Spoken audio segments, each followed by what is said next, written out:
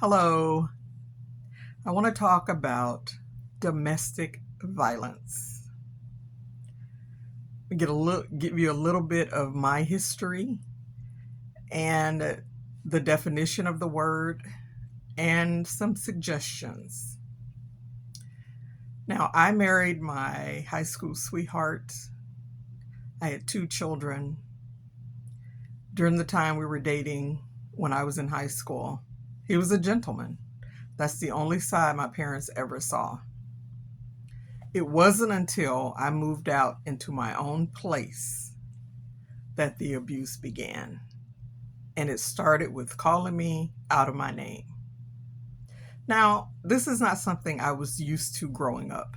My father didn't abuse my mom. My mom didn't abuse my dad. So I was not familiar with that. We certainly had other issues. That's another video. But I did not grow up in an environment of abuse. So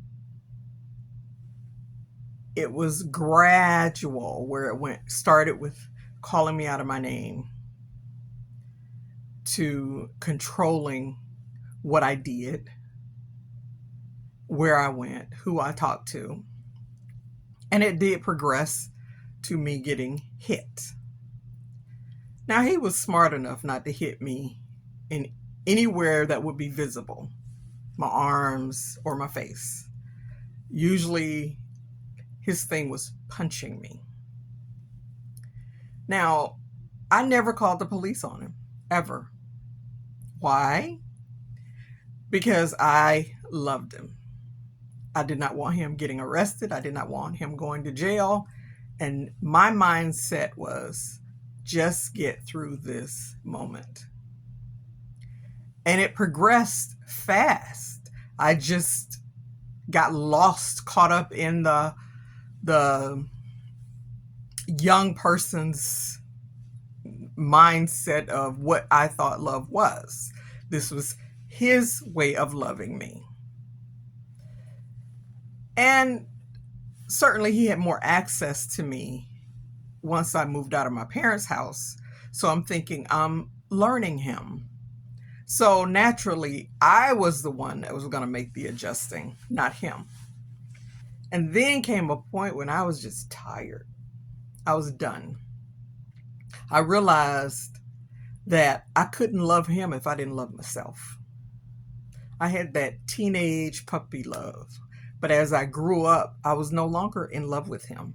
He was not the man I thought he was. He was not that teenager anymore. I was no longer in love with him. So I got tired. Fortunately for me, he was someone who never wanted to go to jail, never wanted to, have a history of criminal activity. So my thought process was I would fight back. Didn't get a chance to fight back. I was ready, but I didn't get a chance to do it. I started defending myself in my words, in my actions.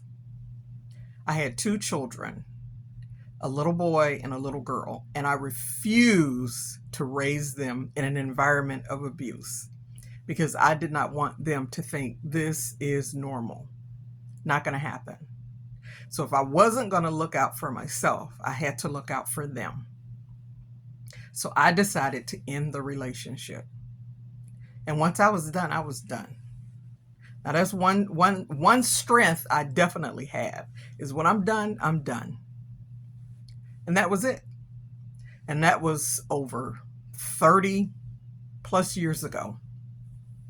And now that we have adult children, we have grandchildren, we're cordial when we have to interact or be in the same place. But there's nothing there. Nothing there. There's just nothing there. He's their father. I'm their mother. But I see my children as individuals, not extensions of him. So my time of being in an abusive relationship lasted a few years. And I swore that I would never do that again. I did later on in life. That's another video. Different situation. But abuse is unacceptable. It is not love. It is power. It is control. It is manipulation. It is not love. And it can be something as what you would consider simple, like calling you out of your name. Unacceptable. Unacceptable. If they do it, one chance. That's it. There's no making light of it. There's really nothing to discuss because that person have no control over their emotions, and it will get worse. It always gets worse. So I made a few notes, so I'll be looking down, but I want to share with you what I found when looking up domestic violence. It's also called domestic abuse and intimate partner violence. But don't get it twisted. Domestic violence can be between parent-child, siblings, and partners. So it's not always just intimate relationships. And it's not always man abusing a woman. Women abuse men, women abuse women, children abuse parents. So it can go many different ways. It's not a gender thing. It's a human thing, and it's a serious flaw.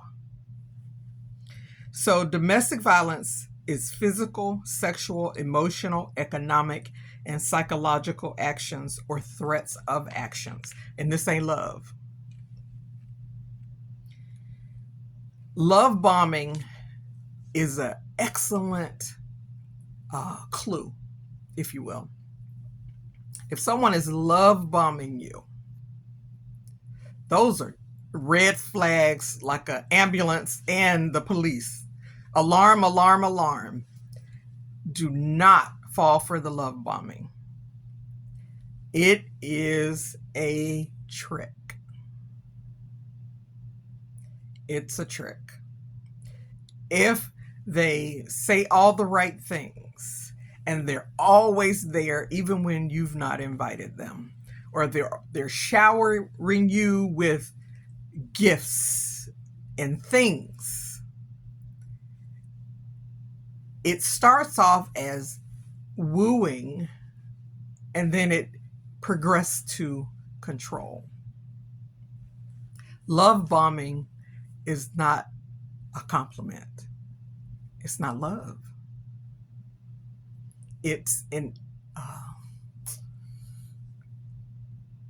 I would say it's a gateway. It's a gateway to getting you to let your guard down, to trust, because you're getting everything you want and they're saying all the right things. This has got to be the perfect person for me. No. Love bombing is a red flag not to be ignored. Emotional abuse. It's control and isolation. It can be verbal abuse, belittling, gaslighting, manipulation or guilt tripping, intense jealousy and possessiveness, emotional withdrawal or silent treatment. Now be careful with silent treatment because, it's kind of a female thing that we just get silent. But there's with emotional abuse, it takes it to the 10th level. It's not just, I don't want to talk right now. It's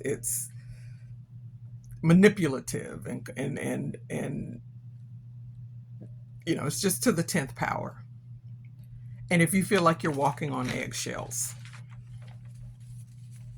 Now, I may consider something abuse that another person may not. So I would say, when in doubt, check it out. Check it out. Research it. If you feel like it's not right, something's not right, check it out. Don't dismiss it. Don't minimize it. Don't make light of it. If it doesn't feel right, there's a reason. Now, there's a domestic violence hotline website. And on the website, it has a phone number, a chat, text, AI chat, so that you can speak to an advocate to get information, to get help.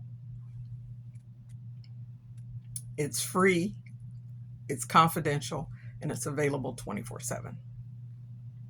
I'm going to include the websites that I found as well as the phone numbers. Now, another thing I discovered in my search is there's a criminal case information called vinelink.com. There's a domestic violence database, and it's a registry. It lists those that have been charged with domestic violence. So I would encourage you, when you meet someone new, look them up. Search the Department of Corrections for your state. Search any other criminal database to find out if they have a criminal history, so you know who you're dealing with. Because when you meet someone, you're meeting their representative. So do your due diligence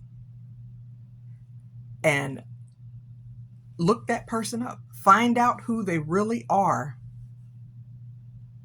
Because the best predictor of future behavior is past behavior. And someone who does not have integrity, who is out to control, out to dominate, they don't have your best interest at heart. And if you can not ignore the red signs, the red lights, the warning signs at the beginning, it can never progress to the point where now your life is in danger. You've had children, your family's in danger. And there are many women in prison that have fought back. It doesn't have to get to that point. There are many women in the graveyards that didn't make it out. It doesn't have to get to that point. So I'm going to leave information in the description and in the comment section. Please check it out.